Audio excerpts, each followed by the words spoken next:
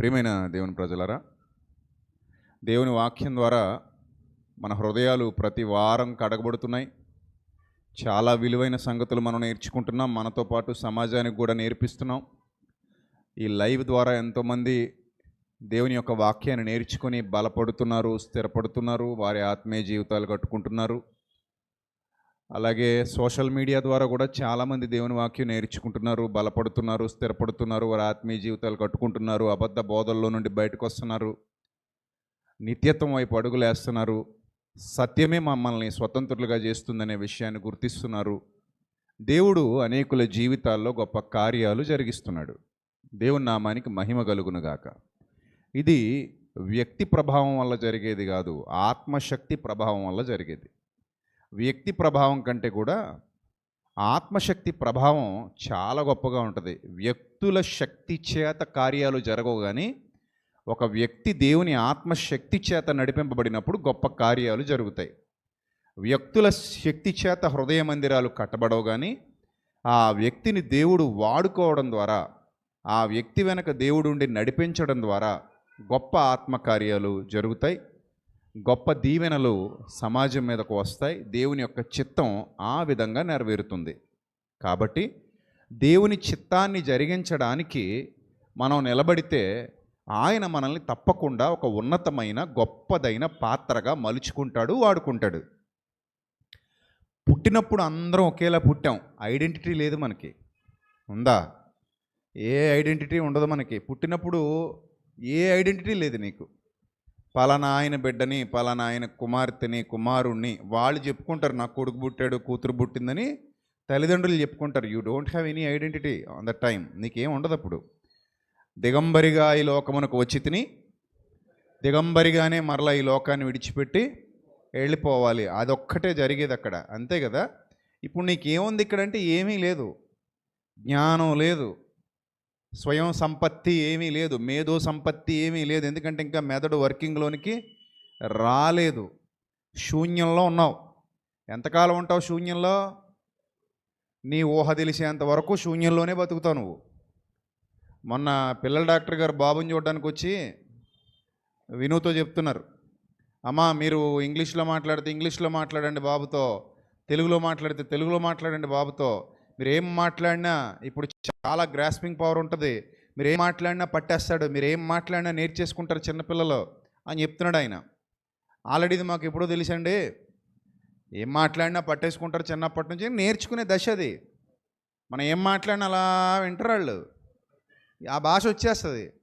ఇప్పుడు మీకు చైనాలో మాట్లాడాలంటే రాదు, జపనీస్లో మాట్లాడాలంటే రాదు. అదే మీరు ఇంత ఉన్నప్పటి నుంచి మీరు చైనా వాళ్ళ కడుపులో పుట్టకపోయినా అక్కడ పడేసామనుకోండి తీసుకెళ్ళి, మీకు చైనా లాంగ్వేజ్ వచ్చేస్తుంది, జపనీస్ లాంగ్వేజ్ వచ్చేస్తుంది, కొరియన్ లాంగ్వేజ్ వచ్చేస్తుంది, అన్నీ వస్తాయి. అంటే ఉనికి లేని మనం ఒక ఉనికిని తీసుకొని, స్వయం ప్రతిపత్తి లేని మనం ఒక ఉనికిని తీసుకొని నేర్చుకునే దశలో ఎదుగుతూ ఉన్న క్రమంలో చాలా నేర్చుకుంటాం, అవునా? చాలా విషయాలు తెలుసుకుంటాం, అవునా? అలాగా నీ పుట్టుక మొదలైన నాట నుండి నేటి వరకు ఎన్నో నేర్చుకున్నావు. నీకంటూ ఒక బిల్డింగ్ కట్టుకున్నావు. నీకు బిల్డింగ్ ఉంది తెలుసా? ఎక్కడుందండి? మా పేరు మీద ఉందా అని అడగండి. ఉంది. ఏ బిల్డింగ్ అది? Internal building. లోపల ఉంటుంది ఆ బిల్డింగ్. అది ఎవరికి కనబడదు. మనం చూసేవన్నీ పైన ఉన్నవే చూస్తాం, కానీ లోపల నీకు తెలియని ఒక ఇంటర్నల్ బిల్డింగ్ ఉంది. అది నువ్వు కట్టుకున్నది. ఆ లోపల నీ భావాలు, నీ ఆలోచనలు, నీ ఉద్దేశాలు, నీ తలంపులు, నీ భయాలు, నీ ధైర్యం, నీ శక్తి, నీ శక్తిహీనత, నీ బలం, నీ బలహీనత, వీటన్నిటితో లోపల ఒక పెద్ద బిల్డింగ్ కట్టావు. అయితే కొంతమంది ఆ లోపల కట్టిన బిల్డింగ్ అందంగా కడతారు, స్ట్రాంగ్గా ఉంటుంది. అఫ్ కోర్స్ అందరూ స్ట్రాంగ్గా కట్టలేకపోవచ్చు, సపోర్ట్ ఉండకపోవచ్చు. చిన్నప్పటి నుంచి అందరికీ సపోర్ట్ ఉండదు. తల్లిదండ్రుల సపోర్ట్ ఉండదు, బంధుమిత్రుల సపోర్ట్ ఉండదు, ఇంట్లో అన్నదమ్ములు అక్క చెల్లెళ్ళ సపోర్ట్ ఉండదు. ప్రతిదానికి వాళ్ళని తక్కువ చేసి మాట్లాడే వాళ్ళు ఉండొచ్చు, ప్రతిదానికి వాళ్ళని హేళన చేసేవాళ్ళు ఉండొచ్చు, చిన్నచూపు చూసేవాళ్ళు ఉండొచ్చు, మోసం చేసిన వాళ్ళు ఉండొచ్చు, అవమానించిన వాళ్ళు ఉండొచ్చు. ఇలాంటి రకరకాల పరిస్థితుల్లో మీరు ఎదిగుండొచ్చు. మీకు ఎన్నో భారాలు, ఇరుకులు, ఇబ్బందులు ఉండొచ్చు. కొంతమంది ఆడపిల్లలను అయితే చిన్న వయస్సులోనే, అంటే ఇంకా ఊహ సరిగా తెలియకుండా ఉన్నప్పుడే, అప్పుడప్పుడే యవ్వన దశలో ప్రవేశిస్తున్నప్పుడే ఎవరో కొంతమంది మృగాళ్ళు, వాళ్ళు బంధువులు కావచ్చు, స్నేహితులు కావచ్చు, ఇంట్లో వాళ్ళు కావచ్చు, ఇంటి పక్కోళ్ళు కావచ్చు, హెరాస్ చేసి ఉండొచ్చు. దాని తాలూకా ప్రభావం వారి హృదయం మీద మానని గాయంగా మారిపోయి అనేక భయాలు వాళ్ళలో సృష్టింపబడి వాళ్ళను వాళ్ళే తక్కువ చేసుకుంటూ, వాళ్ళను వాళ్ళే కించపరుచుకుంటూ, వాళ్ళను వాళ్ళే బాధ పెట్టుకుంటూ, నేను ఎందుకు పనికిరానేమో అన్న భయంతో పెరిగి పెద్దవాళ్ళు అవుతూ అలాంటి బిల్డింగ్ లోపల నిర్మించేసుకుని ఉండొచ్చు.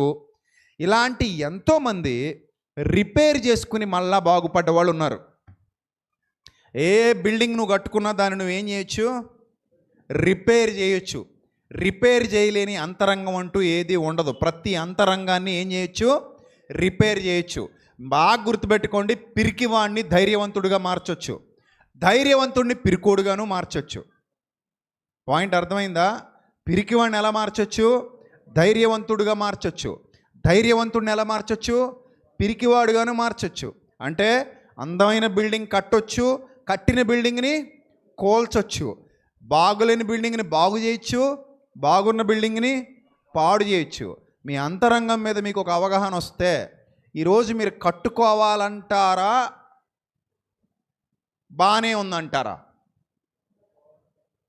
మీకు మీరు చెప్పుకోవాలి. అది ఎవడు చెప్పగలడు? నాకేం తెలుస్తుందా? ఇప్పుడు ఆ అమ్మాయిని చూశాను, అలా కనబడద్దు, నాకు బాగానే ఉంది అనుకుంటాను, అంతే. అంతేనా?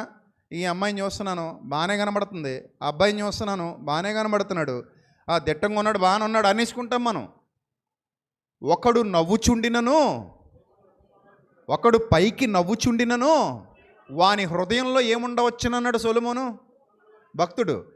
దుఃఖం ఉండవచ్చును అన్నాడు. అరే, పైకి నవ్వుతూ చాలామంది కనబడుతున్నారు మనకు బయట. ఇక్కడ కూడా చాలామంది నవ్వుతూ ఉంటారు. వాళ్ళ ముఖాలు చూస్తుంటే చక్కగా నవ్వుతా, బాగున్నావా అనగానే బాగాలేదండి అని ఎవరైనా చెప్తారా? అస్సలు బాగాలేదండి అని ఎవరైనా చెప్తారా? అమ్మా బాగున్నావా, అమ్మ కరుణ ఎలా ఉన్నావు అంటే చాలా బాగున్నానండి అంట. అంతేనా? అంతేనా అంటావు? ఆ లోపల ఏముందో ఎవరికి తెలుసు? అవునా? బాగున్నావా అంటే అందరూ బాగున్నానని అంటారు. కానీ లోపల ఎన్ని వేదనలు ఉన్నాయో, ఎన్ని గాయాలు ఉన్నాయో, ఎన్ని ఇరుకులు ఉన్నాయో, ఎన్ని ఇబ్బందులు ఉన్నాయో, ఎన్ని సమస్యలు ఉన్నాయో, ఎంత నలిగిపోతున్నారో అది ఎవరికి తెలుసు అంటే మీ గురించి మీకంటే బాగా ప్రపంచంలో ఎవరికి తెలీదు. అందుకే ఎంపతి అనేది ఒకటి ఉంటుంది. సింపతి వేరు, ఎంపతి వేరు. ఇది ఎలా ఉంటుందంటే, ఒక వ్యక్తిని గురించి ఆలోచన చేసేటప్పుడు ఆ వ్యక్తి ప్లేస్లో ఉండి ఆలోచిస్తే మనకు అర్థం అవుతుంది. అది ఎంపతి అంటారు దాన్ని, ఎంపథెటిక్ నేచర్. అంటే ఇప్పుడు నీ ప్లేస్, నువ్వేదో చెప్తున్నావు, నాకు నువ్వేదో సఫర్ అవుతున్నావు, దేంతోనో నువ్వేదో ఇబ్బంది పడుతున్నావు, అది నాకు అర్థం కావాలి అంటే కాసేపు నేను ఎక్కడికి రావాలి? నీ ప్లేస్లోకి రావాలి. దాన్ని నేను ఎక్స్పీరియన్స్ చేయగలగాలి, దాన్ని అర్థం చేసుకోగలగాలి.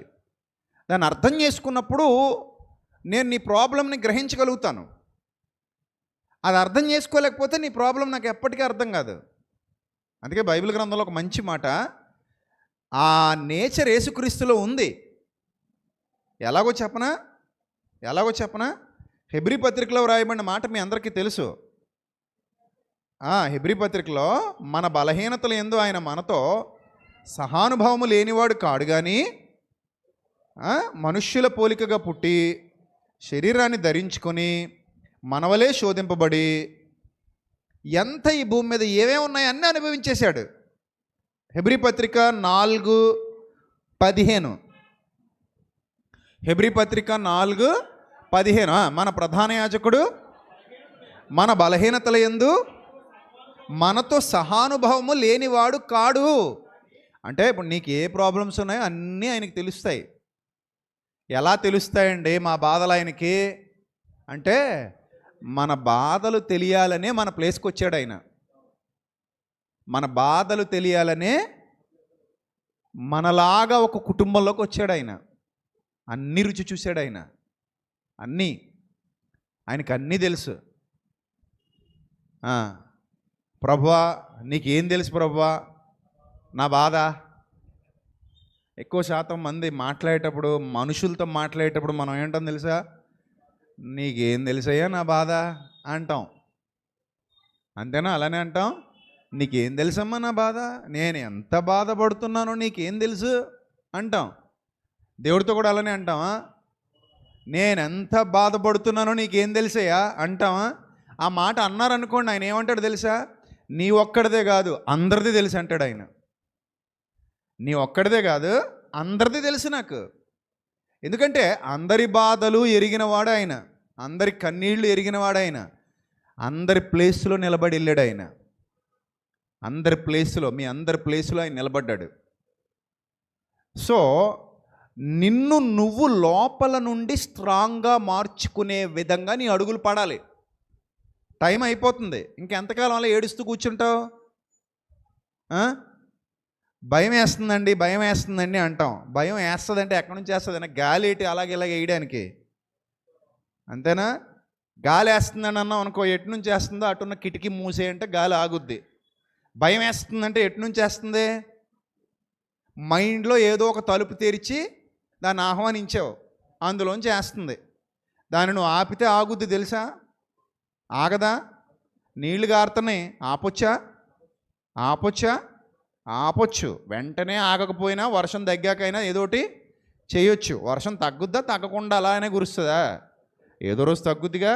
ప్రతిదానికి టైం ఉంటుంది. నువ్వు అనుకుంటే నీలో ఉన్న భయాల్ని నువ్వు వెళ్ళగొట్టుకోవచ్చు. నువ్వు అనుకుంటే నీలో ఉన్న పిరికితనాన్ని నువ్వే తీసేసుకోవచ్చు. నువ్వు అనుకుంటే నువ్వు పొందిన ప్రతి అవమానాన్ని జయించి విజేతగా నిలబడవచ్చు. నువ్వు అనుకుంటే ఏదైనా చేయొచ్చు. ఇవన్నీ అవ్వదు కానండి, ఏడుస్తూ కూర్చోవడమే బాగుందని అంటావా? అదే చెయ్యి. ఇంకేం చేస్తాం మరి? ఏం బాగుంది? ఏడవడం బాగుందా? ఏడుస్తూ కూర్చోవడం బాగుందా? ఓ మూలకు పోయి దుప్పటి కప్పేసుకొని తలుపేసేసుకొని నా జీవితం ఇంతే అని ఫుల్ స్టాప్ పెట్టేసి, నా బతుకు ఇంతే అని ఫుల్ స్టాప్ పెట్టేసి ఏడవడం బాగుందని అలవాటు చేసుకున్నాను అనుకో, ఏడు ఇంకంతే. మరి నేను ఇంకెవడేం చేయగలడు అంటున్నాను. నువ్వు అదే కావాలనుకుంటున్నావా? నో, అదొద్దు, అదొద్దు. దానికి భిన్నంగా ట్రై చేయడానికి ఒక అడుగు ముందుకేయి. జస్ట్ ఒక అడుగు ముందుకేయి, ఒక్క అడుగు ముందుకేయి. దానికి భిన్నంగా ట్రై చేయి. ఏంటి నీ సమస్య అసలు? ఏంటి నీ బాధ? ఏంటి నీ భయం? దేనికి నీకు ఆ దుఃఖం? దేనికి నీకు ఆ డిప్రెషన్? దేనికి నీకు ఆ చింత? ఎవరి దగ్గర ఏం దేబరించి అడుక్కుంటున్నావు? దేనికోసం తాపత్రయపడుతున్నావు? దేన్ని ఇవ్వమని ప్రాధేయపడుతున్నావు? ఎవరో ఏదో ఇస్తే తప్ప బతుకులేదని ఎందుకు అనుకుంటున్నావు? నువ్వు పుట్టినప్పుడు ఎలా పుట్టావు? ఎలా పుట్టావు? దేంతో పుట్టావు?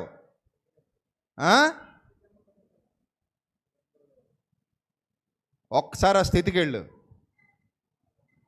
ఒక్కసారి ఆ స్థితికి వెళ్ళు. నీకు ఒక విషయం చెప్పనా? ఇంకేముందండి అన్నీ పోనీయండి అన్నాడు ఒక ఆయన.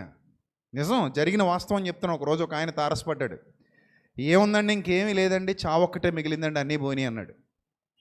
ఏమేం పోనీ అన్నాను. ఏమేం పోనీ? నమ్మి ఒకటితో పెట్టుబడి పెట్టానండి, మొత్తం తినేసాడు, ఇంకేమీ లేదండి, నా దగ్గర అప్పులు మిగిలినాయి, చావొకటే దారి అన్నాడు. అప్పుడు నేను అన్నాను, మళ్ళీ ఛాన్సెస్ వస్తాయి కదా, లైఫ్ అనేది ఇంకా చాలా ఉంటుంది కదా, మన చేతుల్లో లేని ఇంకా ఎన్నో ఉంటాయి కదా, ఎందుకు ఇప్పుడే చచ్చిపోవడం? దేవుడు చంపినప్పుడు చచ్చిపోవచ్చు కదా, అప్పుడు దాకా వెయిట్ చేయొచ్చు కదా, చావు ఆయనకి ఇచ్చే, ఆ బటన్ ఆయన నొక్కుతాడు, నువ్వెందుకు కంగారు పడుతున్నావు అంటే, ఇంకేముందండి ఎందుకండి బతకడం అంటున్నాడు. అప్పుడు వెంటనే అన్నాను, ఏం తెచ్చుకున్నావయ్యా నువ్వు వచ్చినప్పుడు? మన ఇద్దరు స్ట్రైట్గా మాట్లాడుకుందాం. ఏం తెచ్చుకున్నావు? ఏం తెచ్చుకోలేదు. ఇవన్నీ ఉన్నాయని అంటున్నావు కదా, ఇవన్నీ ఎప్పుడు వచ్చినాయి నీ లైఫ్లోకి? మధ్యలో ఎప్పుడో ఒకసారి వచ్చినాయి. అవన్నీ రావడానికి నువ్వు కష్టపడ్డావుగా, కష్టపడ్డా, ట్రై చేస్తేనేగా వచ్చినాయి, ట్రై చేస్తేనే వచ్చినాయి. ఛాన్సెస్ అన్నీ, అవకాశాలన్నీ దేవుడు ఇచ్చాడు కదా, ఇచ్చాడు. అప్పుడు బాగానే సంపాదించుకుని దేవుడు కృతజ్ఞతలు చెప్పావు కదా, చెప్పాను. ఇప్పుడు పోయినాయి, అంతేనా? పోయినాయి. పోతే దేవుడు ఇంకా రోజులు ఇస్తున్నాడు కదయ్యా. ప్రతిరోజు కొత్తగా ప్రారంభించడానికి నీకు ఛాన్స్ ఉంది కదయ్యా. ప్రతిరోజును కొత్తగా ప్రారంభించి ప్రతిరోజులోనూ అభివృద్ధి పొందడానికి దేవుడు నీకు అవకాశాల మీద అవకాశాలు ఇస్తున్నాడు కదయ్యా. You have a wonderful life కదా, నీకు ఇంకా ఛాన్సెస్ ఉన్నాయి కదా. నీలో సత్తు ఉంది, నెత్తురు ఉంది, బలం ఉంది, ఆలోచించగలిగే సామర్థ్యం ఉంది, అవకాశాలు ఇవ్వడానికి ఆయన ఉన్నాడు. టైం ఇవ్వయ్యా జీవితానికి. ఓర్చుకో, ఓర్చుకుని ఎదురు చూడు. ఖచ్చితంగా నిన్ను కూడా హెచ్చించడానికి ఆయన సిద్ధంగా ఉన్నాడు. ఆయన నీ చెయ్యేం విడిచిపెట్టాడు కదా, ఓపికగా ఉండొచ్చు కదా అన్నప్పుడు ఆలోచించాడు. నరికేసిన మొక్కే మళ్ళీ చిగురుస్తున్నప్పుడు నీకిదేం పోయే కాలం, ప్రతోడికి ఇదే డైలాగ్, నేను చచ్చిపోతానని. ఏం సాధిస్తావు? ఈ మధ్య ఇంకో రకం సోషల్ మీడియా వచ్చిన తర్వాత ఈ మధ్య చచ్చిపోయేవాళ్ళు ఉత్తిగా చచ్చిపోవట్లే, ఓ సెల్ఫీ వీడియో పెడుతున్నారు. దాని కింద కామెంట్లు, అమ్మా ఆగు వినపడద్దు మరి ఆవిడికి. అప్పటికే అయిపోద్ది కామెంట్ పెట్టేటప్పుడే పురుగుల మందు ఆగుతూ పెడతాడు వీడియో. పెట్టేటప్పుడే బిళ్ళలు మింగుతూ, ఇదిగో పలానా ఆడెవడో ఉన్నాడో, ఆడు ఇలా చేశాడు, నా మొగుడు ఇలా చేశాడు, నా భార్య ఇలా చేసింది, నా ఇంట్లో వాళ్ళు ఇలా చేశారు, బంధువులు ఇలా చేశారు, ఆళ్ళని నమ్మాను వీళ్ళని నమ్మాను, నా సావుక లింగే కారణం, ఎల్లే కారణం, పుల్లే కారణం, లేక పుల్లమ్మ కారణం, ఎల్లమ్మ కారణం అని చెప్తూ ఆ బిళ్ళలు మింగుతూ నీళ్లు తాగుతూ వీడియో పెడతారు. కిందేళ్ళు అమ్మా ఆగమ్మా సూక్తులు చెప్తుంటారు కామెంట్లో. అరే మీ సూక్తులు ఇవన్నీ వింటాడా ఆయన? అయిపోయింది అక్కడ, ఏదో జరుగుతుంది మొత్తం మీద. అసలు వాళ్ళకైనా బుద్ధి ఉండక్కర్లా. ఏంటిదంతా? సోషల్ మీడియాలో ఆత్మహత్యాయత్నాలు పెడితే దానివల్ల ఎంత రిస్క్ చెప్పనా?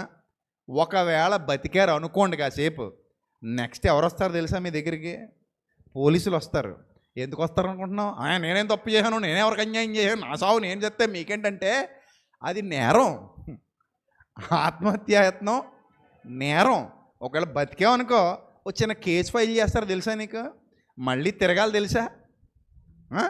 దానికి తోడు ఇది ఒకటి యాడ్ చేసుకున్నావు. ఓ పక్క హాస్పిటల్లో మందుల బిల్లు అవుతుంది. అప్పుడు చావాలని వానే అనుకుంటావు, చావు దాకా వెళ్ళాక బతకాలనిపిస్తుంది. అప్పుడు కళ్ళు తెరిచేసరికి కీక్ కీక్ కీక్ అని సౌండ్ వస్తుంటుంది. ఓహో మనం ఎక్కడున్నాం, దవాఖానాలో ఉన్నాం అని అర్థం అవుద్ది. అప్పుడు మందులన్నీ ఇచ్చిన తర్వాత మింగిన తర్వాత ఇంత బొడుగు బిల్లే ఎత్తాడు. అప్పులో అప్పు మళ్ళీ తీర్చుకోవాలి. మళ్ళీ సత్తావా అంటే ఇప్పుడు మనసు కొంచెం మారింది.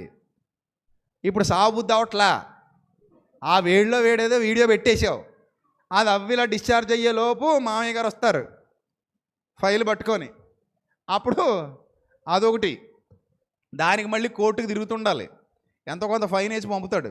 లేదా నిన్ను మెంటల్ హాస్పిటల్ తీసుకెళ్ళి కౌన్సిలింగ్ అని ఇస్తుంటారు. చాలా ఉంటాయి ఇవన్నీ. అవసరం ఈ పెంటంతా? సుఖానున్న ప్రాణం దుఃఖాన్ని ఎట్టుకోవడం కాకపోతే ఇంత పెంట ఎందుకయ్యా? మోకరించి ప్రార్థన చేసి ధైర్యంగా నిలబడరాదు? మోకరించి ప్రార్థన చేసి తండ్రి నాకు శక్తినివ్వని అడుగు, తండ్రి నాకు బలాన్ని ఇవ్వని అడుగు, తండ్రి నేను ఎదుర్కోవడానికి సిద్ధంగా ఉన్నాను, ఎదుర్కొనే ధైర్యాన్ని ఇవ్వని అడుగు. నీకు ఆ మాత్రం జ్ఞానం లేదా? మనుషుల్ని అడిగితే సాయం దొరకట్లేదు, మనుషుల దగ్గరికి వెళ్తే ఎవడో స్పందించట్లేదు. అరే చిన్నప్పటి నుంచి నీ అంతరంగం అలాగ అయిపోయింది, అలా చేసేసుకున్నాం. సరే పరిస్థితులు ఏవో ఇబ్బంది పెట్టాయి, సమస్యలు చుట్టుముట్టాయి, ఇరుకులు వచ్చాయి, ఇబ్బందులు వచ్చాయి, అయిన వాళ్ళు మోసం చేశారు, నమ్మిన వాళ్ళు నట్టేట ముంచేశారు, బాధాకరమైన స్థితి గుండా ప్రయాణం చేయాల్సిన పరిస్థితులు వచ్చాయి. ఆఫ్ కోర్స్ ప్రతి మనిషి జీవితంలో వస్తాయి, యేసుక్రీస్తు జీవితంలో కూడా వచ్చాయి. ఆయన చచ్చిపోయాడా, ప్రార్థన చేశాడా? ఏమి నేర్పించాడు నీకు మాదిరి? ఏమి నేర్పించాడు నీకు మాదిరి చెప్పు? కష్టాలు వస్తే చచ్చిపోమని యేసుప్రభు ఎక్కడైనా చెప్పారా? చెప్పలా. ఇప్పుడు యేసుప్రభు జీవితంలో కష్టాలు లేవా? ఆయన నీ ప్లేస్లో ఉన్నాడు, అది గుర్తుపెట్టుకో. మాకు ఇల్లు లేదని ఎవరైనా అంటే ఆయనకి ఇల్లు లేదబ్బా, నక్కలకు బొరియలు ఉన్నాయి, ఆకాశ పక్షులకు గూళ్ళు ఉన్నాయి, యేసుప్రభుకి స్థలం వాల్చుటకైనను స్థలం లేదు. నాకు ఇంట్లో సపోర్ట్ లేదని ఎవరైనా బాధపడుతుంటే యేసుప్రభుకి కూడా సపోర్ట్ లేదబ్బా ఇంట్లో. నిజం మీరు వినేది.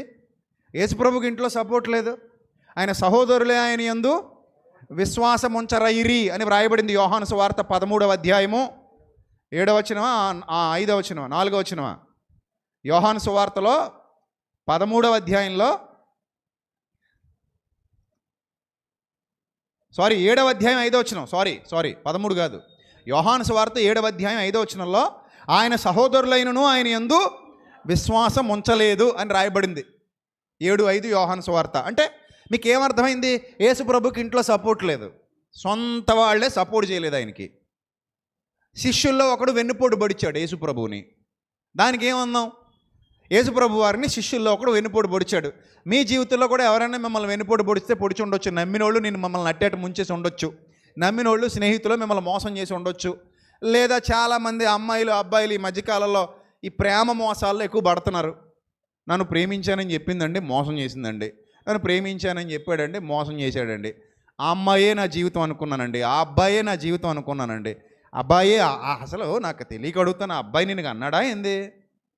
నేను పెంచి పెద్ద చేశాడా? నీకు ఉగ్గుపాలు పెట్టాడా? నీకు ఫారెక్స్లు సెరిలెక్కలు హార్లిక్స్లు బూస్టులు కొన్నాడా? చిన్నప్పటి నుంచి నేను పెంచి పెద్ద చేసి నిన్ను చూసుకున్నది ఎవరు? అబ్బాయా లేదా అమ్మాయా?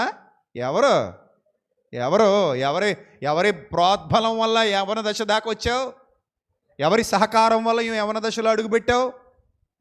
ఎవరి దయాదాక్షిణ్యాల వల్ల నువ్వు జీవిస్తున్నావు? నీ గుండె కొట్టుకోవడానికి కారణం అబ్బాయా అమ్మాయా? కాదు కదా. వాళ్ళు నీకేం చేయలే, ఏదో జస్ట్ ప్రేమ అని ఒక ఎమోషన్లో పడ్డావు. యవన దశలో ఉన్నావు కాబట్టి అదొక ఎమోషన్. అది కొన్నాళ్ళు బాగా ఆటలు ఆడిస్తుంది. ఆ ప్రేమించేసుకుంటారు, పెళ్లి చేసేసుకుంటారు. ఇప్పుడు పెళ్ళి అయ్యాక అడుగు, ఆ ప్రేమ గురించి చెప్తారు వాళ్ళు. అదిరిపోద్ది ప్రేమ, దడదళ్ళాడించేద్ది, మామూలుగా ఉండదు ఆ ప్రేమ. పెళ్ళి అయ్యాక అడుగమ్మా. లేకపోతే ప్రేమించి పెళ్లి చేసుకున్న వాళ్ళని వెళ్ళి అడుగు, అప్పుడు ఉన్నట్టే ఉందా ఇప్పుడు ప్రేమ అంటే? ఉండదు. మనుషులు ఇక్కడ ఎవరమ్మా? మనుషులు నిరంతరం మారుతారు. ఎప్పుడు? డైలీ సంవత్సరాలు గడిచే కొలది మనుషులు ఏమవుతారు? మారుతానే ఉంటారు. ఇవన్నీ మనసులో పెట్టేసుకుని ఎంతకాలం అలా కృంగిపోతావు?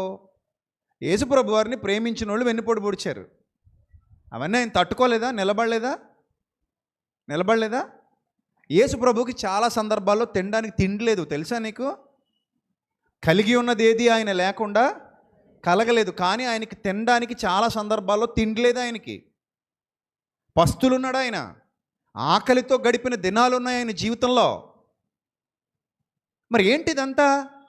ఒక మనిషి ఈ భూమి మీద మనుష్య కుమారుడిగా బ్రతుకుతున్నప్పుడు, ఒక నరునిగా ఈ భూమి మీద కేవలం మనలాంటి శరీరంతో ఈ భూమి మీదకి వచ్చినప్పుడు, పేతురు గారు చెప్పినట్టు ఆయన మనకు మాదిరి ఉంచిపోయారట. పేతురు గారు రాసిన మొదటి పత్రిక 2వ అధ్యాయం 24వ వచనం ఆయన అంటారు, ఆయన మీకు మాదిరి ఉంచిపోయినంటారు. పేతురు గారు రాసిన మొదటి పత్రిక 2వ అధ్యాయము 21వ వచనం, క్రీస్తు కూడా మీ కొరకు బాధపడి మీరు తన అడుగు జాడల యందు నడుచుకున్నట్లు ఆయన మీకు ఏముంచిపోయారట? మాదిరి ఉంచిపోయారట. మాదిరి ఉంచిపోయారట. సో అంటే ఏ లైఫ్ సిచ్యువేషన్ అయినా సరే, ఎలాంటి క్రిటికల్ సిచ్యువేషన్లో నువ్వు ఉన్నా సరే, యేసుక్రీస్తు దాన్ని ఫేస్ చేశారన్న విషయాన్ని గుర్తుపెట్టుకో. ప్రభువు ఎక్కడ సుఖాలు అనుభవించాలా? నీకు విషయం తెలుసా? ప్రభు కూడా అప్పు చేశారు. ఎక్కడ అప్పు చేశారు ప్రభు? నీ దగ్గర ఎంత ఉంది అబ్బాయి?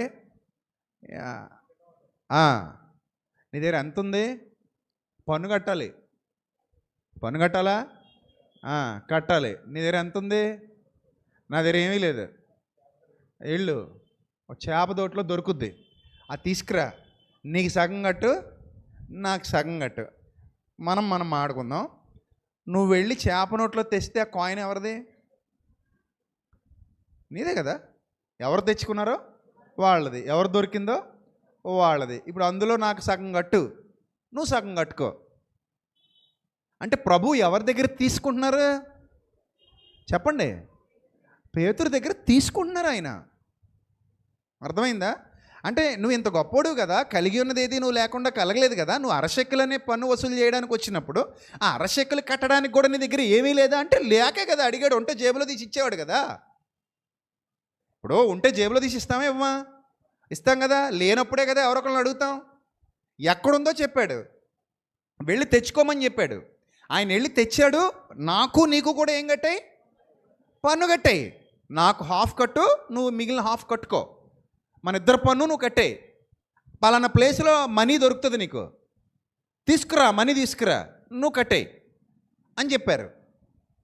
అంటే ప్రభు కూడా ఒక సామాన్య జీవితాన్ని జీవించారు. డబ్బు లేకపోతే ఎలా ఉంటుందో ప్రభువుకి తెలుసు. అన్నం దొరక్కపోతే ఎలా ఉంటుందో మన ప్రభువుకి తెలుసు.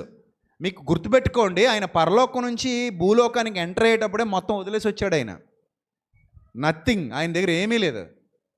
రిక్తుడు అంటే ఏమీ లేనివాడు అని అర్థం. ఫిలిప్పీ పత్రిక 2:6లో ఉంటుంది. ఆయన ఏమీ లేనివాడుగా వచ్చాడు, తను తానే రిక్తుడిగా చేసుకుని వచ్చాడు. బ్యాలెన్స్తో రాలా, జేబు నిండా డబ్బు పెట్టుకొని రాలా, డబ్బులున్న వాళ్ళు ఇంట్లో పుట్ల.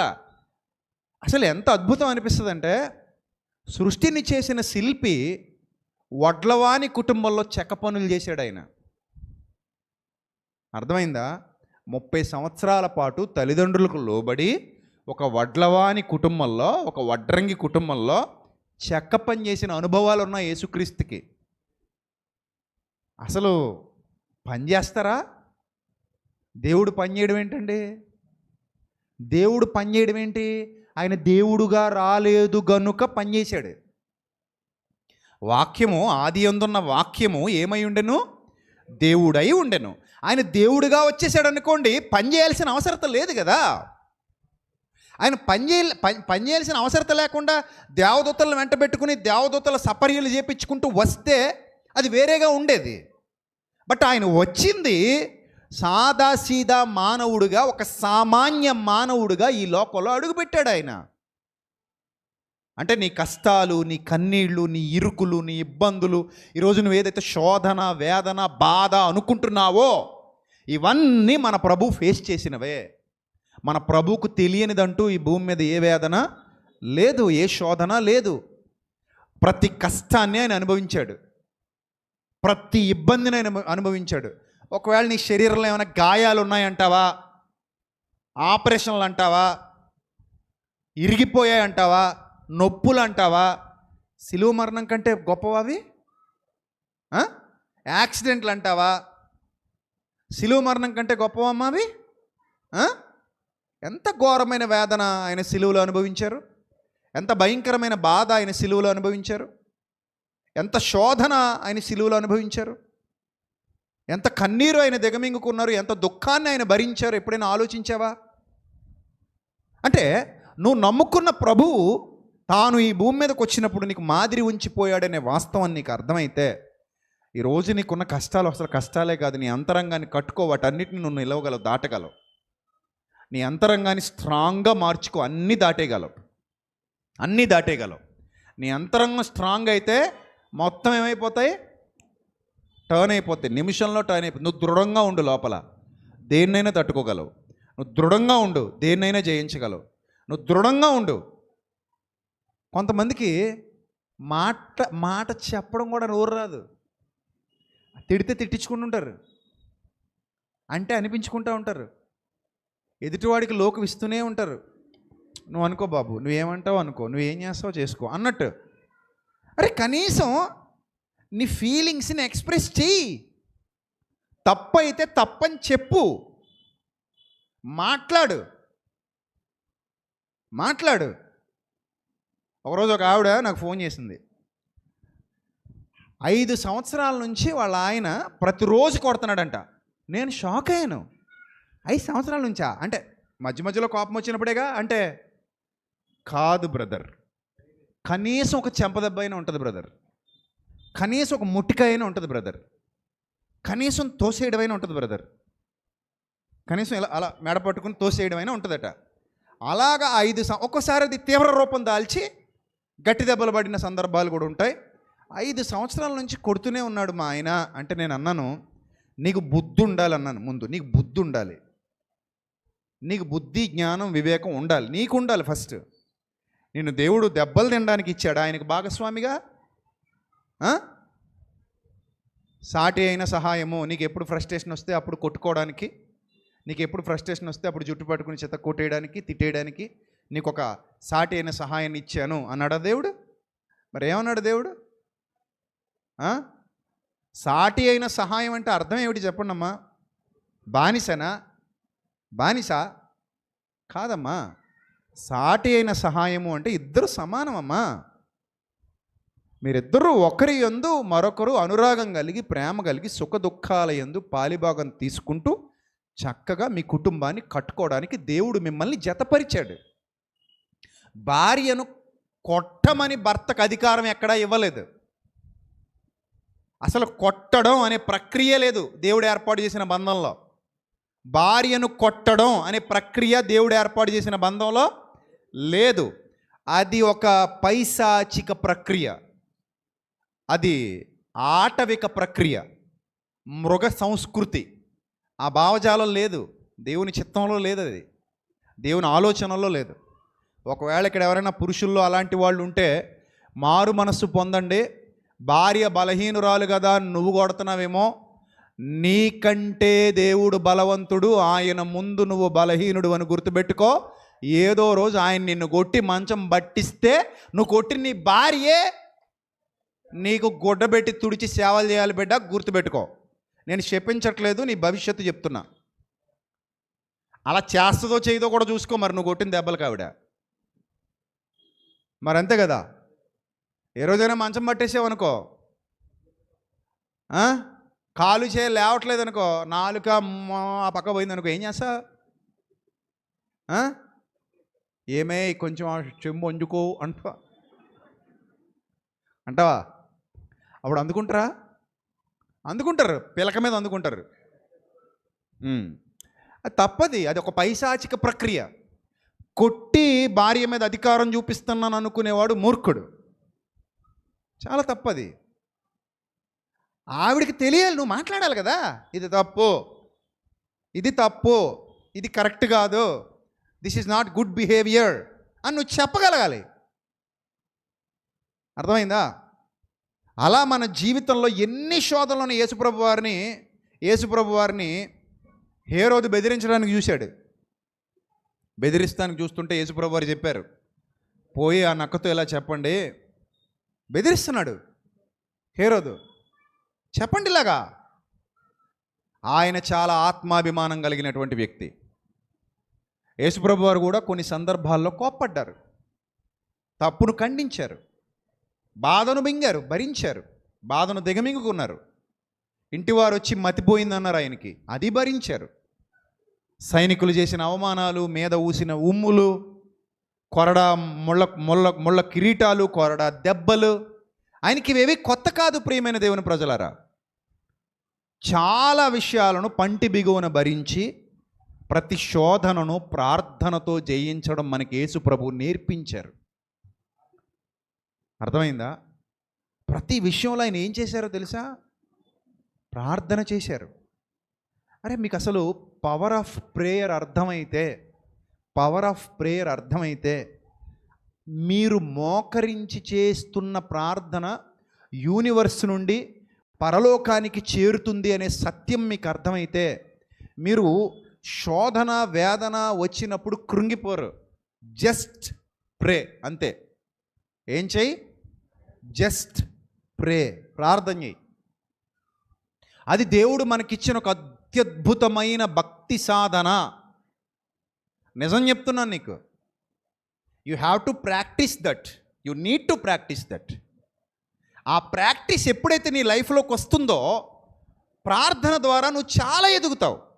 నీకు తెలియకుండానే చాలా మార్పులు నీ జీవితంలో వస్తాయి, చాలా వస్తాయి. ఇప్పుడు ఈరోజుతో ఏదో లైఫ్ అయిపోయింది, ఈరోజుతో ఏదో అయిపోయింది, అస్సలు చింతించొద్దు. ఎవడును చింతించుట వలన తన ఎత్తును మూరెడెక్కువ చేసుకోలేడు. నువ్వు చింతపడటం వల్ల, బాధపడటం వల్ల, దుఃఖపడటం వల్ల నీ కొత్తగా ఒరిగేదంటూ ఏది ఉండదు. నా ప్రియ సోదర, నా చెల్లెమ్మ, తమ్ముడా, గుర్తుపెట్టుకో. ఎంత ఏడిస్తే అంత గెయిన్ అవుతాను అనుకుంటే చాలా తప్పు. ఎంత దుఃఖపడితే అంత గెయిన్ అయిపోతాను అనుకుంటే చాలా తప్పు. ఎంత బాధపడితే అంత గెయిన్ అయిపోతాను అనుకుంటే చాలా తప్పు. వచ్చిన శోధనను అలా పెట్టి నువ్వు ప్రార్థన చేయి, వచ్చిన కష్టాన్ని అలా పెట్టి నువ్వు ప్రార్థన చేయి, వచ్చిన ఇరుకులు ఇబ్బందులు అలా పెట్టి నువ్వు ప్రార్థన చేయి. ఖచ్చితంగా దేవుని యొద్ద నుండి జవాబు వస్తుంది, వచ్చి తీరుతుంది. నీ భక్తి జీవితం సరిగా ఉంటే ఖచ్చితంగా నీకు జవాబు వస్తుంది. నీ భక్తి జీవితం సరైనదైతే, నీ భక్తి జీవితంలో యథార్థత ఉంటే, కొంచెం ఉన్నా చాలు, ఆవగింజంత విశ్వాసం ఉంటే చాలు అన్నాడు. ఆవగింజంత. నువ్వు కృంగిపోవద్దు, భయపడొద్దు, చచ్చిపోతాను అనొద్దు, ఇలాంటివన్నీ వద్దు. ఇది చాలా వాల్యుబుల్ లైఫ్ దేవుడు మనకిచ్చింది. కాబట్టి నీ అంతరంగంలో ఎన్ని బాధలు ఉన్నాయో అన్నీ యేసుక్రీస్తు చూశారని మనం చదువుకున్నాం, నేర్చుకున్నాం. ఇప్పుడు నీ బాధలన్నీ జయించే అవకాశాన్ని, నీ కష్టాలను కన్నీళ్లను జయించే అవకాశాన్ని ప్రభువు నీకు ఇస్తూ, నువ్వు ప్రార్థన ద్వారా వాటిని జయించగలవు, వాటిని సాధించగలవు, నీకున్న గొప్పతనాన్ని నువ్వు నిరూపించుకోగలవు. ఒకసారి పేతురు గారు రాసిన అదే పత్రికలో ఒక వచనాన్ని చూపిస్తాను చూడండి. పేతురు గారు రాసినటువంటి అదే మొదటి పత్రిక 4వ అధ్యాయము మొదటి వచనం నుంచి చదువుదాం. క్రీస్తు శరీరమందు శ్రమపడెను గనుక అనుంది. క్రీస్తు శరీరమందు ఏం పడ్డారమ్మా? శ్రమ పడ్డారు. మీరు ఆలోచించండి, దేవుని కుమారుడికి శ్రమలేంటండి? సృష్టికర్తకు శ్రమలేంటి? సర్వోన్నతుడైన దేవుని కుమారుడు, ఆయనకి శ్రమలేంటి అని అంటే, క్రీస్తు శరీరమందు శ్రమ పడ్డారు అనేది వాస్తవం. అది రియల్గా జరిగింది. That is not a drama. అది డ్రామా కాదు సుమా, అది డ్రామా కాదు, నాటకం కాదు, అది రియాలిటీ. యేసు ప్రభువు ఒక సామాన్య మానవునిలాగా ఈ భూమి మీద ఏం పడ్డారు? శ్రమలు, కష్టాలు, ఇరుకులు, ఇబ్బందులు అనుభవించారు. క్రీస్తు శరీరమందు శ్రమపడిన గనుక మీరును అన్నాడు.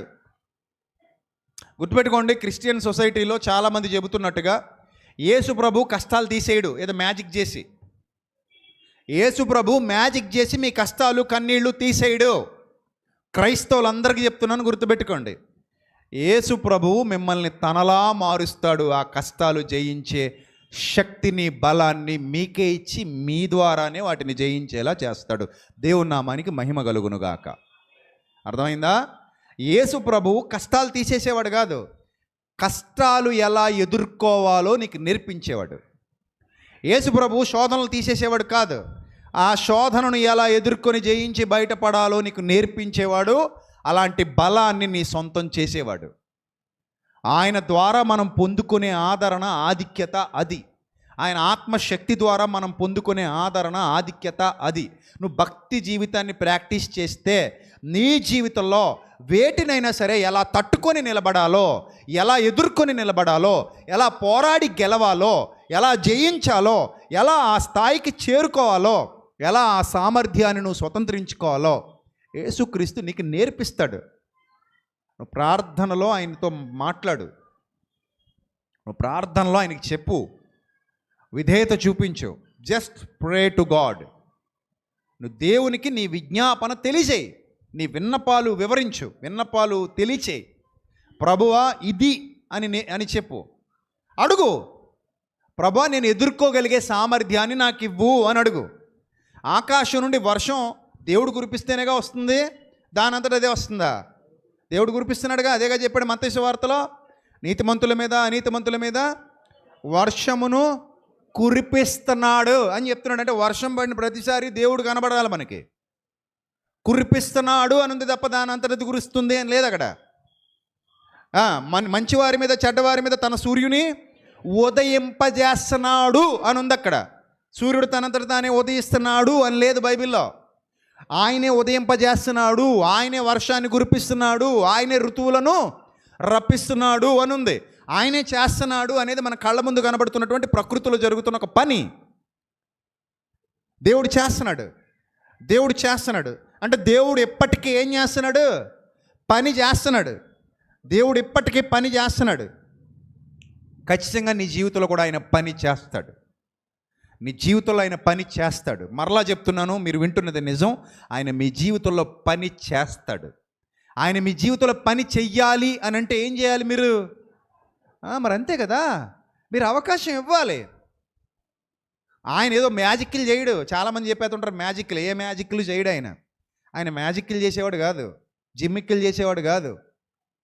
ఇందాక తమ్ముడు మాట్లాడు గారడి సిమోన్ గురించి. గారడి సిమోన్ లెక్క గారడీలు చేసేవాడు కాదు ఆయన. ఆయన నిన్ను ప్రిపేర్ చేస్తాడు. He will prepare you. నువ్వు ప్రిపేర్ అవ్వాలి. ఇప్పుడు ఒక పాయింట్ చెప్తాను, విను, బాగా అర్థం చేసుకో. తల్లి కంటే తండ్రి కంటే దేవుడు మనల్ని ఎక్కువ ప్రేమిస్తున్నాడని నమ్ముతున్నారా అందరూ? ఎంతమంది నమ్ముతున్నారు? రైట్. తల్లి కంటే తండ్రి కంటే కూడా మన ప్రభు మనల్ని ఏం చేస్తున్నారు? ప్రేమిస్తున్నారు. ఇప్పుడు ఒక పాయింట్ చెప్తాను. చిన్నప్పుడు ఫస్ట్ పాలు ఎలా తాగాలో ఎవరు నేర్పించారు?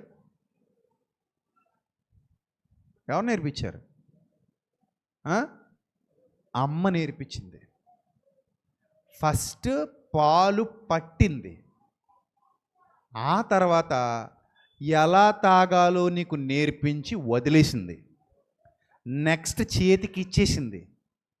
ఒక చిన్న సీసాలో పోసి పాల తిత్తి పెట్టి చేతికి ఇచ్చేసింది, తాగరా అని. నెక్స్ట్ ఏం చేసిందో తెలుసా? గ్లాసులో పోసి ఇచ్చేసింది, గ్లాస్తో తాగరా అని. నెక్స్ట్ ఏం చేసిందో తెలుసా? పొయ్యి మీద ఉన్నాయి, పోసుకుని తాగరా అంది. ఆ రేంజ్కి ఎదిగావా? లేకపోతే ఇప్పుడు కూడా కింద పడుకుని కాళ్ళు పైకెత్తి చేతులు పైకెత్తి ఎద్దులు ఎదిగా కూడా అమ్మా రా వచ్చి నోట్లో పాల పీక పెట్టి పాల సీసా పెట్టిపోతే అలా తాగుతా ఊగుతూ ఉంటానంటావా? అరే ఇప్పుడు నువ్వు పొయ్యి మీద అవసరమైతే పొయ్యి ఆన్ చేసుకుని గ్యాస్ సిలిండర్ పెట్టి గ్యాస్ ఆన్ చేసుకొని పాలు మరిగించుకొని గ్లాసులో నువ్వే పోసుకొని ఏం చేయొచ్చు? తాగుతూ వచ్చేయచ్చు అమ్మ దగ్గరికి. చిన్నప్పుడు 6వ నెల వచ్చిన తర్వాత మెత్తగా చిన్న చిన్న ముద్దలు కలిపి అన్నం ముట్టించింది అమ్మ. తల్లి ప్రేమ గొప్పదే, కాదని నేను అనట్లేదు. తల్లి ప్రేమ ముట్టించింది, తినిపించింది, మెత్తగా ముద్దలు చేసి పెట్టింది, తిన్నావు అలా నేర్పించింది. కొన్ని రోజుల బాకి ఏం చేసింది? మెత్తగా ముద్దలు కలిపి ముద్దలు చుట్టి నీ ముందు పెట్టి తీసుకొని తినమంది. ఏ చేత్తో తినాలో కూడా చెప్పింది. మనం 2 వాడేస్తాం అప్పుడు. అప్పుడు మెల్లిగా చెప్పుద్ది, నాయన ఈ చేతిని దీనికి వాడు, ఈ చేతిని దీనికి వాడు, అమ్మ చెప్తుంది. అలా నేర్పించింది. మెల్లిగా ఏ చేత్తో తినాలో చెప్పింది. ఆ తర్వాత పెట్టుకుని తినరా లోపల ఉందంది. అందా? ఇప్పుడు పెట్టుకుని తినే అవకాశం ఉందా అంటే అమ్మ ఒకే ప్రక్రియలో నిన్ను ఉంచాలనుకుందా? నిన్ను ఇండివిజువల్గా నీ అంతటి నువ్వు బతికేలాగా చేయాలనుకుందా? ఏమనుకుంది చెప్పండి, అందరూ చెప్పాలి. ఇండివిజువల్గా నీ కాళ్ళ మీద నువ్వు నిలబడి నీ బతుకు నువ్వు బతికేలాగా చెయ్యాలని అమ్మ అనుకుంది. పక్షి కూడా గూట్లో ఉన్న తన పిల్లల్ని బయటికి నెట్టేస్తుంది, తన రెక్కల మీద మోసుకెళ్ళి పైకి తీసుకెళ్ళి వదిలేస్తుంది. ఎందుకో తెలుసా? నేను ముసల్దాన్ని అయిపోతున్నా, నేను చచ్చిపోయాక కూడా నా బిడ్డ ఎగరాలి, తన ఆహారం తాను తెచ్చుకోవాలి. గూట్లో ఉండి అమ్మ ఎప్పుడు వస్తుందా అని పొద్దు నుంచి సాయంత్రం దాకా నేను ముక్కు ఖర్చుకొని వచ్చే ఆహారం కోసం నా బిడ్డ ఎదురు చూస్తూ ఉండకూడదు. తన కాళ్ళ మీద తాను నిలబడి రెక్కలు విప్పుకొని గగనతలంలో ఎగరాలి. నా బిడ్డకు ఇండివిజువాలిటీ రావాలని ఒక పక్షి కూడా అనుకుంటుంది. అందుకే తన బిడ్డకు ఎగరడం నేర్పిస్తుంది. చేప కూడా తన బిడ్డకు ఈదడం నేర్పిస్తుంది. లేడి తన బిడ్డకు పరిగెత్తడం నేర్పిస్తుంది. ప్రకృతిలో ప్రతి జీవి తమ స్కిల్స్ అన్నీ తమ పిల్లలకు నేర్పిస్తున్నాయి. నీ తల్లి నీ తండ్రి కూడా మనకు అలా నేర్పించారు. మా నాన్నగారు మమ్మల్ని ఎండాకాలం సెలవుల్లో చేలోకి తీసుకెళ్ళేవారు. నాకు చేలు పనులన్నీ వచ్చు. ఇప్పుడు మీరు నన్ను తీసుకెళ్ళి చేలో వదిలేస్తే నేను ఊడు పూడ్చగలను, దుక్కి దున్నగలను, నేను పొలం నీట్గా తయారు చేయగలను, నేను కోత కొయ్యగలను, కుప్ప నూర్పు నాకు వచ్చు, బస్తాలు మోయగలను. రైతు బిడ్డగా నేను చేయగలిగిందంతా చేయగలను. సడన్గా ఒక 2-3 రోజులు కొంచెం అలసట రావచ్చు, ఎందుకంటే ఇప్పుడు మానేసామేం కాబట్టి. బట్ నేను చేసేయగలను. కట్టెత్త కట్టగలను, నెత్తి మీద మోపులు మోయగలను, గడ్డి కొయ్యగలను, గేదెల దగ్గర పాలు పిండగలను, బరువైన బస్తాలు తీసుకుని ట్రాక్టర్ మీదకి మోయగలను, ట్రాక్టర్ నడపగలను. అరే ఇవన్నీ చేయగలను నేను, ఎందుకంటే నేను రైతు బిడ్డని. నేను చాలా గర్వంగా చెప్పుకుంటా మా నాన్న రైతు అని. రైతు బిడ్డని. మా నాన్న నాకు నేర్పించినప్పుడు నాకు బాధగా ఉండేది. చక్కగా చదువుకుంటే సెలవులు వస్తే చాలు తీసుకొచ్చేస్తున్నారు చేలోకి అనిపించేది. ఎండాకాలం సెలవుల్లో కూడా పొద్దు నుంచి మధ్యాహ్నం దాకా చేలోకి వెళ్ళాలి, మధ్యాహ్నం నుంచి ఆడుకోవాలి. అది మా ఇంట్లో రూలు, మా నాన్నగారు రూలు. ఎండాకాలంలో సెలవులు వస్తాయి, పొద్దు నుంచి మధ్యాహ్నం దాకా ఆయనతో పాటు పనికి వెళ్ళాలి, చేలోకి వెళ్ళాలి. మా సొంత పొలంలోనే. మధ్యాహ్నం నుంచి నా ఇష్టం, సాయంత్రం దాకా నా ఇష్టం, ఏ ఆటలైనా ఆడుకోవచ్చు, కానీ ఖచ్చితంగా నువ్వు రావాల్సిందే అని తీసుకెళ్ళారు. భయం కొద్దీ వెళ్ళినా ఇప్పుడు నాకు అర్థమవుతున్నాయి, మా నాన్నే లేరు ఇప్పుడు నాతో. కానీ మా నాన్న నాకు చూపించిన దారి ఉంది. మా నాన్న నాతో లేరు, కానీ మా నాన్న నాకు నేర్పించిన జీవితం ఉంది. అరే ఒక తల్లి తండ్రి మన కోసం ఇంత ఆలోచిస్తుంటే పరలోకపు తండ్రి నీ కోసం ఆలోచించాడా? నేను అలా కూర్చోబెట్టి నిన్ను మేపుతానంటున్నాడు ఆయన? లేదు, నీకు స్కిల్స్ నేర్పిస్తాడు, నీకు ఇండివిజువాలిటీ నేర్పిస్తాడు. నిన్ను ఏ శోధన గుండా నడిపించినా సరే ఒక ఉత్తమమైన వ్యక్తిగా నిన్ను తీర్చిదిద్దడమే ఆయన పని. ఒక ఉత్తమమైన శక్తిగా నిన్ను తీర్చిదిద్దడమే ఆయన పని. నిన్ను ఆయన విడిచిపెట్టడు. అది మాత్రం బండ గుర్తు పెట్టేసుకో, బండ గుర్తు పెట్టేసుకో. నిన్ను ఆయన విడిచిపెట్టడు. ఏ పరిస్థితుల్లోనూ నిన్ను ఆయన విడిచిపెట్టడు. ఖచ్చితంగా నిన్ను ఆయన ఎత్తి పట్టుకుంటాడు. నీకు నేర్పిస్తాడు ఆయన. శోధనను జయించగలిగే శక్తినిస్తాడు అంటోంది బైబిల్. ఆయన ఎవరిని శోధింపడు, కానీ ఆ శోధన ఎలా ఎదుర్కోవాలో ఆయన నేర్పిస్తాడు. నీ జీవితాన్ని ఎలా కట్టుకోవాలో నేర్పిస్తాడు. నీ ప్రతి పనిలో, ప్రతి ఆటంకంలో, ప్రతి శోధనలో, ప్రతి వేదనలో, ప్రతి ఇరుకులో, ప్రతి ఇబ్బందిలో నిన్ను ట్రైన్ చేస్తాడు ఆయన. ట్రైన్, దాన్నే బైబిల్ గ్రంథం ఏముందో తెలుసా? శిక్షణ అంది. ఇంకా నమ్మకం లేకపోతే ఇంటికి వెళ్ళాక హెబ్రీ పత్రిక 12 అధ్యాయం మొత్తం చదవండి వెళ్ళి. టైం అయిపోతుంది నాకు, అందుకే ముగిస్తున్నాను. హెబ్రీ పత్రిక 12 అధ్యాయం మొత్తం చదవండి. శిక్షణలో మీరు పాలు పొందకపోతే మీరు దుర్బీజులే కానీ కుమారులు కాదు అంటుంది అక్కడ వాక్యం. ప్రతి కుమారుడు శిక్షణలో పాలు పొందాలి. కాబట్టి ఇక్కడ పేతురు గారి పత్రికలో చెప్పినట్టు క్రీస్తు శరీరమందు శ్రమపడిన గనుక మీరును అట్టి మనస్సును ఆయుధంగా ధరించుకోండి. ఏ ఆయుధం ఉండాలమ్మా మీ దగ్గర? ఆ మనసు అనే ఆయుధం. శ్రమ పడటం నాకు తెలుసు అనే ఆయుధం ఉండాలి. శ్రమ పడటం నాకు తెలుసు. మా గేదెల ఫారం ఉండేది. మా నాన్నగారు నాకు పాలు పిండడమే రాదు. కాలేజ్ చదువుకుంటున్నాను, తీసుకెళ్ళారు, పాలు పిండడం నేర్పించారు నాకు. అప్పుడు అనుకునేవాడిని, ఏందిరా నాయన నాకు ఈ కర్మ అనిపించే. తెల్లవారుజాము 4 గంటలు లేపు తీసుకెళ్తుంటే ఏందిరా బాబు నాకు ఈ కర్మని మా నాన్న మీద ఏదో తెలియని కోపం వచ్చేది. ఈయన ఏంటి ఇంత మిలిటరీ రూల్స్ పెడతాడు, ఎంత ఇబ్బంది పెట్టేస్తాడు అనిపించేది. కానీ అవన్నీ నాకు, నా జీవితంలో ఇవన్నీ కూడా మా నాన్న, నిజంగా నేను ఆయనకి చాలా రుణస్తుడిని. నాకు ఓర్పు, సహనం ఇవన్నీ ఆయన ద్వారానే, ఆయన ఇచ్చిన శిక్షణ ద్వారానే వచ్చాయి. అలా ఒక్క గేదె పాలు కూడా పిండడం రాని నేను ఒకరోజు 15 గేదెల పాలు పిండగలిగే సామర్థ్యాన్ని సంపాదించుకోగలిగా. అంటే మా ఫారంలో ఉన్న 15 గేదెల పాలు నేను ఒక్కడనే పిండేసేవాడిని. అంటే అంత స్టామినా వచ్చింది నా దగ్గర. ఇవన్నీ అలా నేర్పిస్తాడు ఆయన. మన పిల్లలే మనకంటే బాగుండాలని నేర్పిస్తుంటే మన పరలోకపు తండ్రి ఏమనుకుంటాడు చెప్పండి? ఇప్పుడు నువ్వు స్ట్రాంగ్గా ఉండాలని కోరుకుంటున్నాడు ఆయన. నువ్వు ఎదుర్కోవాలి, వదిలేయకూడదు, లొంగిపోకూడదు, కృంగిపోకూడదు, బలంగా నిలబడాలి, బలంగా నిలబడాలి. నిన్ను అవమానించిన వారి ఎదుటే గొప్పగా నిలబడి చూపించగలగాలి. నిన్ను అవహేళన చేసిన వారి ఎదుటే గొప్పగా విజయం సాధించి నిలబడి చూపించగలగాలి.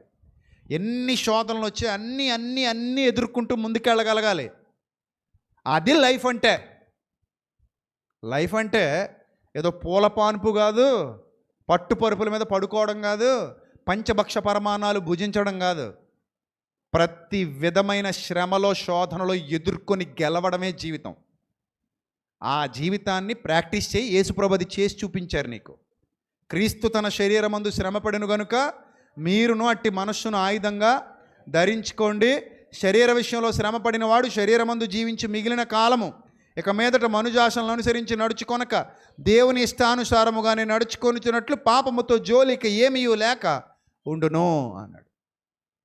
కాబట్టి ప్రియమైన దేవుని సంగమా, దేవునిలో బలపడండి. ఈరోజు మరలా ముగింపులో చెప్తున్నా, ఇంటికి వెళ్ళగానే మోకాళ్ళ మీద పడండి. మీకు ఏ ప్రాబ్లమ్స్ ఉన్నా, ప్రభువా ఇది నా జీవితం, ఎదుర్కోగలిగే శక్తినివ్వండి, ఓదార్పునివ్వండి, ధైర్యాన్ని ఇవ్వండి. ముఖ్యంగా నాకు దారి చూపించండి అని ప్రార్థించు. ఏమని ప్రార్థించు? ప్రభువా నాకు ఒక్క దారి చూపించు, నాకేదో ఒక అవకాశం ఇప్పించు. అడిగితే ఇవ్వడా ఆయన? నువ్వేమడిగావు? మ్యాజిక్ చేయమని అడిగావా?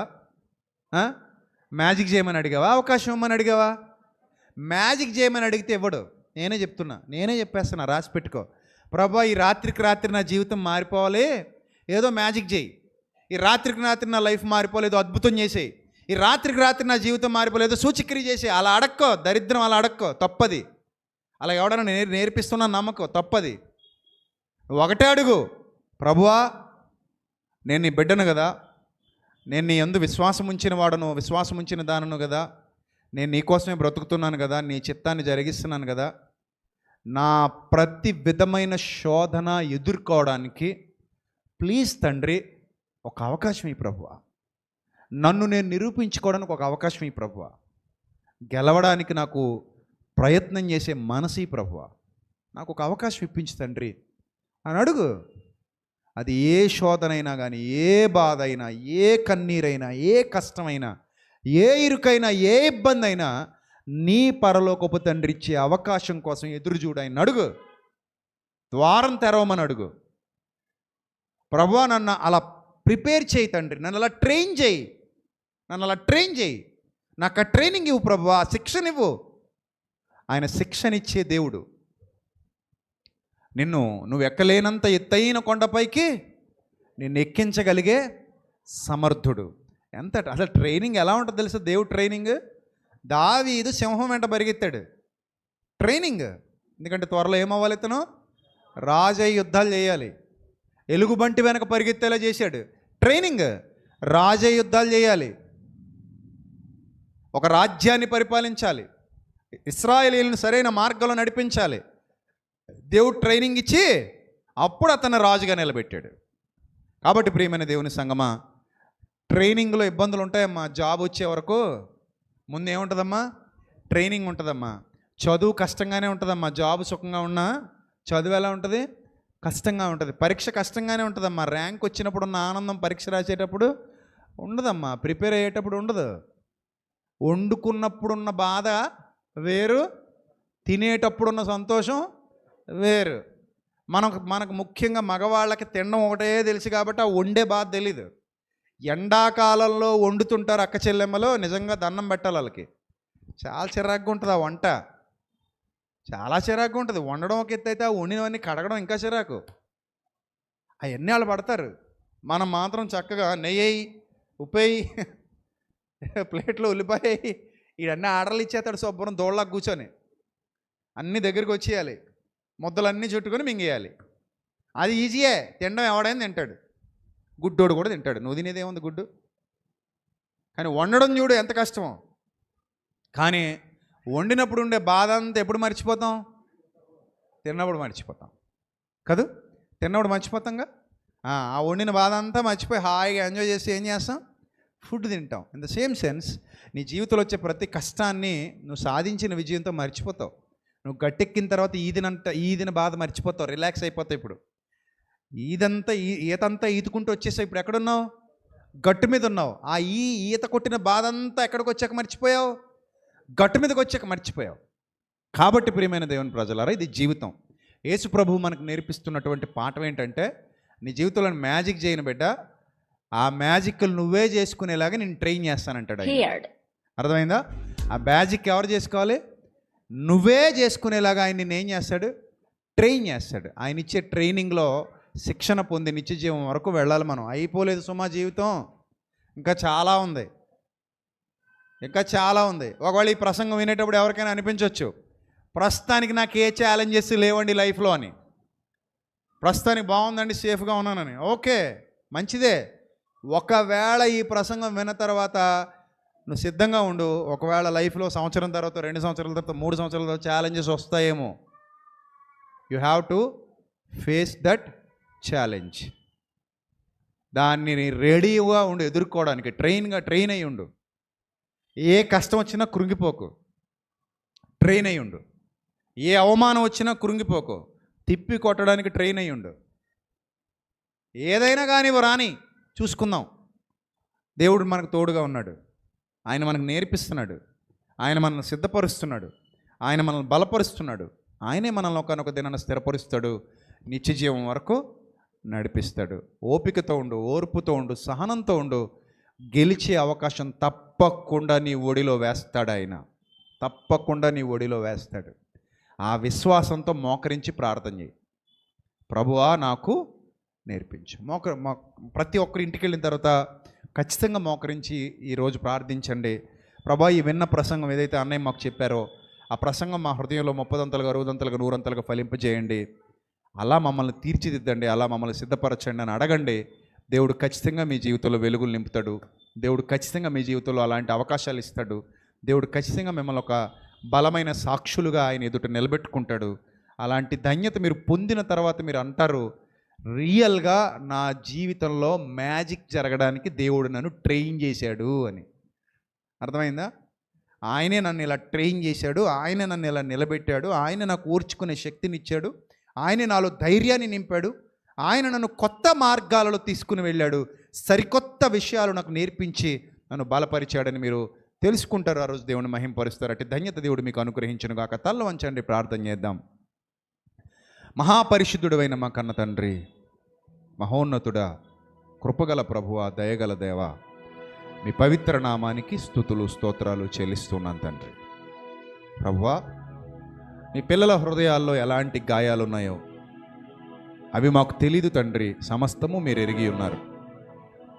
ఆ ప్రతి గాయము కట్టబడినట్లు, వారు దానిని జయించినట్లు, ఆ కన్నీటిని వారు దిగమింగుకొని ఆ శోధనలో నుండి విడుదల పొంది, ఆ వేదనలో నుండి విడుదల పొంది ప్రభువా పోరాటాన్ని నేర్చుకున్నట్లు, మీరు మా వ్రేళ్లకు పోరాటము నేర్పుతున్నారని వ్రాయబడినట్టుగా ఆ పోరాట పటిమతో ప్రతి శోధనను ఎదుర్కొంటూ జయిస్తూ గెలుస్తూ మీ వైపు మాత్రమే లక్ష్యముంచి మీ మహిమ కొరకు ఎదురు చూస్తూ, మీరు ఇచ్చే అవకాశం కొరకు ఎదురు చూస్తూ తండ్రి, పిల్లలు ముందుకు సాగడానికి సహాయం దయచేయండి. కృపగల ప్రభువా, ఇక్కడున్న యవనస్తుల్ని యవనస్తురాళ్ళని, పెద్దలను చిన్నలను అందరినీ జ్ఞాపకం చేసుకోండి. వారి జీవితాల్లో గొప్ప కార్యము జరిగించడానికి వారిని కార్యోన్ముఖుల్ని చేయండి. వారిలో ఉన్న బద్ధకాన్ని తొలగించి సిద్ధపడగలిగే హృదయాన్ని అనుగ్రహించండి. తట్టుకొని నిలబడగలిగే ధైర్యాన్ని ఇవ్వండి తండ్రి. మీ శిక్షణలో పాలు పొందగలిగే అవకాశాన్ని ఇవ్వండి. ప్రతి పాపంతో పోరాడుతూ, ప్రతి బలహీనతతో పోరాడుతూ, ప్రతి సమస్యతో పోరాడుతూ ఈ జీవిత యాత్రలో ముందుకు కొనసాగుతూ, అయా మీ కుమారుడైన క్రీస్తు ద్వారా ఆయన నేర్పించిన పాఠాలు మనస్సులో పెట్టుకొని ఆయన అడుగు జాడల యందు నడుచుకున్నట్లుగా పిల్లలందరికీ తర్పీదునివ్వమని వేడుకుంటున్నాను తండ్రి. శిక్షణలో నిలబెట్టమని వేడుకుంటున్నాను తండ్రి. గొప్ప సంతోషం వారు అనుభవించినట్లు, గొప్ప ఆనందాన్ని వారు రుచి చూచినట్లు మీ పిల్లలందరినీ సిద్ధపరచండి. మీ సహాయమును ప్రతి ఒక్కరికి అనుగ్రహించమని, ఘనత, మహిమ, ప్రభావములు మీకు మాత్రమే చెల్లిస్తూ, ఎవరైతే మీ సన్నిధి కాంతిలో నిలువబడి ప్రార్థిస్తున్నారో, విజ్ఞాపన చేస్తున్నారో, ప్రతి వారి ప్రార్థనకు సంపూర్ణమైన జవాబును అనుగ్రహించమని వేడుకుంటూ, మా కొరకు త్వరలో తిరిగి రానయ్యున్న ప్రభు అయిన క్రీస్తు వారి పేరట ఈ ప్రార్థన మనవులు సమర్పించి మీ వద్ద నుండి తిరిగి పరలోకపు జవాబు పొందుకుంటున్నాం మా కన్న తండ్రి. ఆమెన్. ప్రియమైన దేవుని ప్రజలారా, దేవుడు మా కుటుంబంలో చేసినటువంటి ఒక మేలు, మాకు మరలా 7 సంవత్సరాల తర్వాత మరో బహుమానం బాబుని దేవుడు అనుగ్రహించాడు. మీ అందరికీ తెలుసు. మా నాన్నగారు చనిపోయిన తర్వాత మేమందరం చాలా డిప్రెషన్లోకి వెళ్ళిపోయాం. అంటే 1-2 రోజులు నేను బాధపడ్డాను, తర్వాత మళ్ళీ ఓవర్కమ్ చేసి బయటకు వచ్చేసాను. ఆ 1-2 రోజులు మాత్రం కొంచెం ఆయన గుర్తొచ్చేవారు నాకు. చిన్నప్పటి నుంచి ఆయన మా కోసం చాలా కష్టపడ్డారు, ఆయన మా కోసం చాలా శ్రమ పడ్డారు. నిజంగా ఒక మంచి ఫాదర్, మాకు అన్నీ నేర్పించాడు. సో ఆయన వెళ్ళిపోయారు అనే వేదన, బాధ మా మనసులో చాలా ఉండేది. చనిపోయినప్పుడు సమాధి కార్యక్రమం రోజు అలా 1-2 రోజులు అలా కొంచెం బాధపడి, తర్వాత ప్రభువు మాకు ధైర్యం ఇచ్చి, ప్రభువు నాకు ఆదరణ ఇచ్చి, ఆయన వాక్యం ద్వారా నేను మళ్ళీ మామూలు అయిపోయాను. అప్పటికే విను 2వ నెల అనుకుంటా, మీ వదినమ్మ 1వ నెల కన్సీవ్ అయ్యి 2వ నెల అనుకుంటా మేబీ. సో మా నాన్నగారి కోరిక ఏంటంటే పాప పుట్టాలని. ఆయన అనేవాడు, పాప పుడితే బాగుంటుంది, ముందు బాబు కదా, పాప పుడితే బాగుంటుంది. నాకు అలాంటివి ఏమీ లేవు. నాకు పాప అయినా పర్లేదు, బాబు అయినా పర్లేదు, ఎవరైనా పర్లేదు. ఎందుకు దేవుని చిత్తం, మన చేతిలో ఉంది. నేను ఎప్పుడు ప్రార్థన కూడా చేయను. ఎవరైనా వచ్చి గర్భఫలం కోసం ప్రార్థన చేయమంటే ఒకటే చెప్తా, గర్భఫలం కోసమే ప్రార్థిస్తా. కొంతమంది స్పెషల్గా బాబు పుట్టాలని ప్రార్థన చేయండి అన్నయ్య, పాప పుట్టాలని ప్రార్థన చేయండి అంటే నేను అలా చేయను. అమ్మ మన చేతుల్లో ఏమీ లేదు, మనం ఏమని ప్రార్థన చేయాలి?